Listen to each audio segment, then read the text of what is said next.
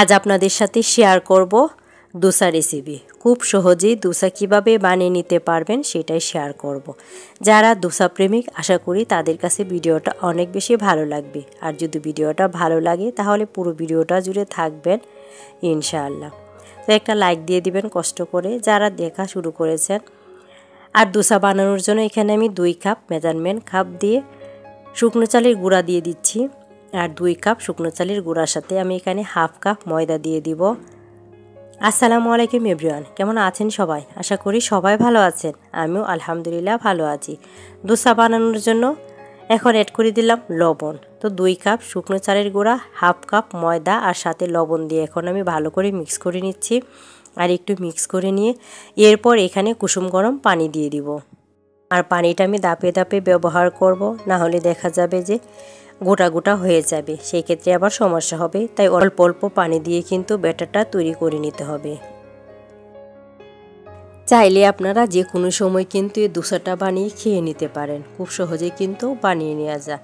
তো এখানে আমি অল্প অল্প কুসুম গরম পানি দিয়ে ব্যাটারটা তৈরি করে নিচ্ছি।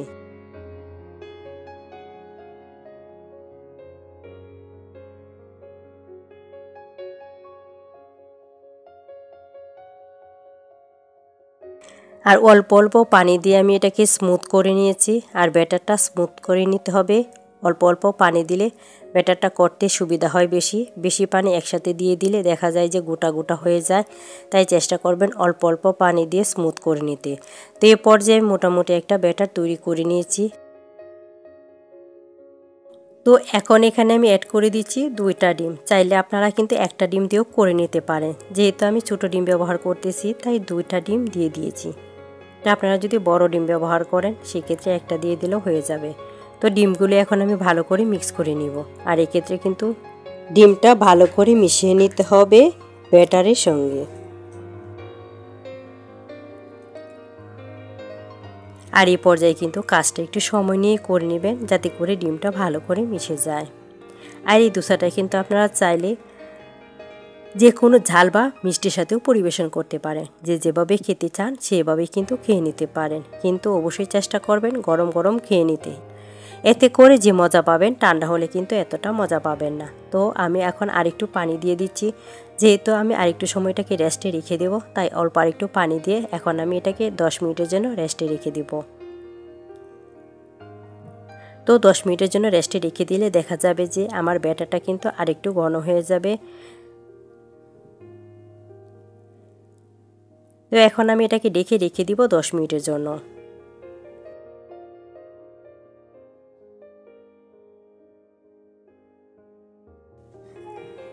তো 10 মিনিট হয়ে গেছে, আমি 10 মিনিট এটাকে রেস্টে রেখে দিয়েছিলাম। আর এখন দেখেন ব্যাটারটা কিন্তু অনেকটাই ঘন হয়ে গেছে।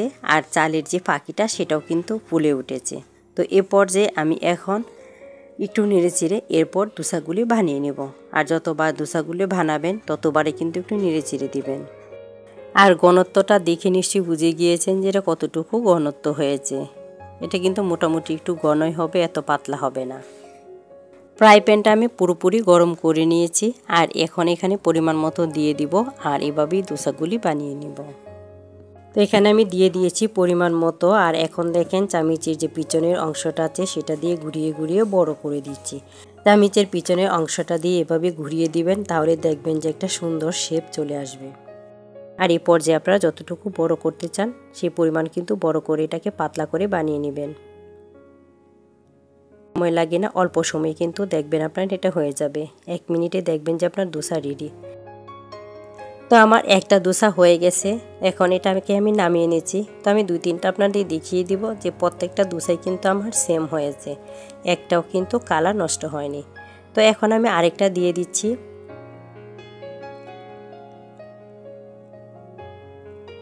তো সেমভাবেই কিন্তু আমি সবগুলি বানিয়ে নিয়েছি। তো আপনারা চাইলে কিন্তু এভাবে দোসা বানিয়ে খেয়ে নিতে পারেন।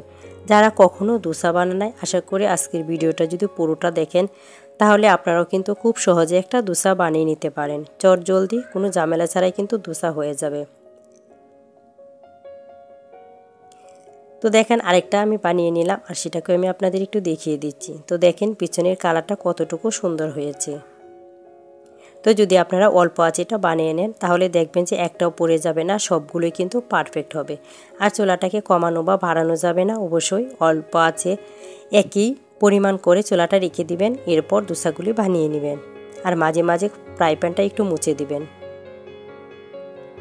তো আমি আরেকটা দিয়ে দিয়েছি আর সেটাও দেখেন সেম প্রসেসে আমি এটাকে একটু বড় করে নিচ্ছি।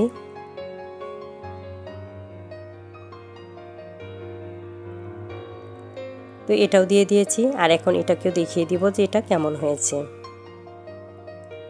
তো যারা এখন আমার চ্যানেলটা সাবস্ক্রাইব করে নেয়, চ্যানেলটা সাবস্ক্রাইব করে আমার পাশে থেকে যেতে পারেন। পাশে থাকা বেল আইকনটা প্রেস করে রাখবেন, এতে করে প্রথম নোটিফিকেশনটা আপনার কাছেই চলে যাবে। ভিডিওটা যদি ভালো লাগে ফ্রেন্ড ও ফ্যামিলির সাথে শেয়ার করে দিবেন। বেশি ভালো লাগলে একটা লাইক দিতে ভুলবেন না। আর যদি চ্যানেলটা সাবস্ক্রাইব করে রাখেন তাহলে দেখবেন যে পরবর্তীতে ভিডিওটা খুব সহজেই দেখে নিতে পারবেন। তো দেখেন আমি প্রত্যেকটা দোসাই কিন্তু বানিয়ে নিয়েছি আর এখন কিছু আপনাদের সঙ্গে শেয়ার করতেছি। তো প্রত্যেকটা দোসার কালার কিন্তু একই রকম হয়েছে। তো একটু পরিবেশন করে নিচ্ছি। আর আমি এটা পরিবেশন করেছিলাম মুরগির মাংস দিয়ে। মুরগির যে বুকের মাংসটা সেটা ছোটো ছোটো করে কেটে এরপর এটাকে আমি কষিয়ে নিয়েছি। তো আপনারা চাইলে এটা কিন্তু আপনাদের পছন্দ মতো পরিবেশন করে নিতে পারেন। আর এখন আমি একটু দেখিয়ে দিচ্ছি।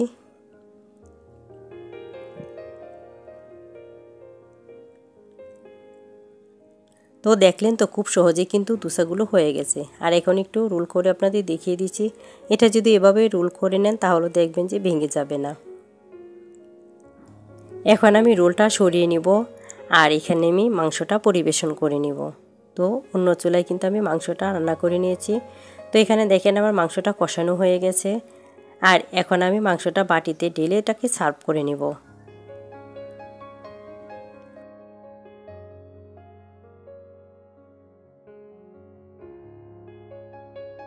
তো আমি কিন্তু সম্পূর্ণ নাস্তাটা রেডি করে নিয়েছি। তো চাইলে কিন্তু আপনারা এভাবে একটা চটজলদি নাস্তা করে খেয়ে নিতে পারেন। তো ভালো থাকবেন, দেখা হবে অন্য কোনো ভিডিওতে। সে পর্যন্ত আল্লাহ হাফেজ।